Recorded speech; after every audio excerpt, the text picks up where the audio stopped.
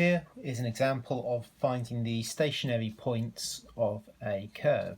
So I've got the equation y equals x squared plus 16 over x, and I've drawn a small part of this graph here. I want to work out what are the coordinates of this stationary point here. Now the key thing of a stationary point is I know the gradient at that point is 0. That's the key thing about stationary points. I can see over here the gradient's negative, I can see over here the gradient is positive. At the stationary point, at the turning point, the gradient will be 0. So I want to differentiate this.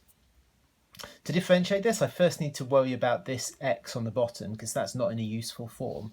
So I'm going to rewrite that x on the top here as a minus 1 power. That is now going to allow me to differentiate this. So if I differentiate the x squared, I get 2x.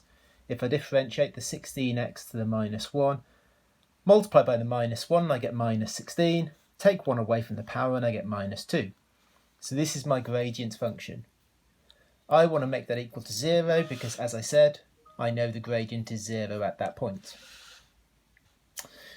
Right, in order to solve this equation, I actually want to turn this back into a fraction form because solving equations with this awkward minus 2 power is, like I say, a bit awkward. So I'm going to rewrite this back in this form here.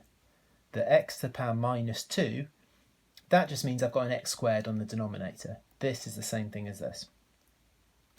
I'm going to take the 16 over x squared to the right hand side. And then I'm going to multiply both sides by x squared. So times in the left-hand side over here, I get 2x times x squared is 2x cubed. And on the right-hand side, I'm just left with a 16 now. Divide both sides by 2, and then cube root, and I find that the x coordinate is 2.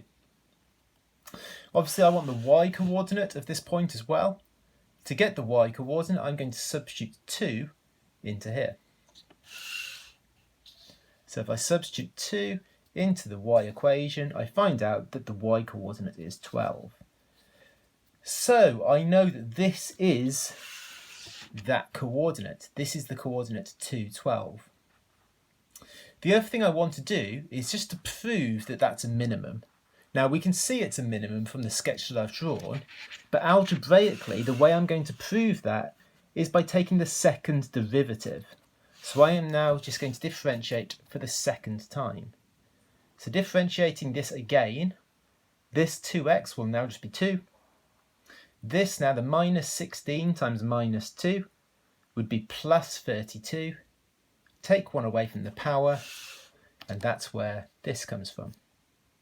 So this is my second derivative, and if I substitute 2 into this,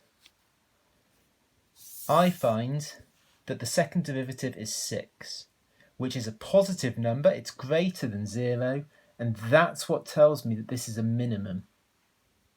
If it was negative, if this was a negative number here, then that would tell me that it was a maximum instead. So there we go.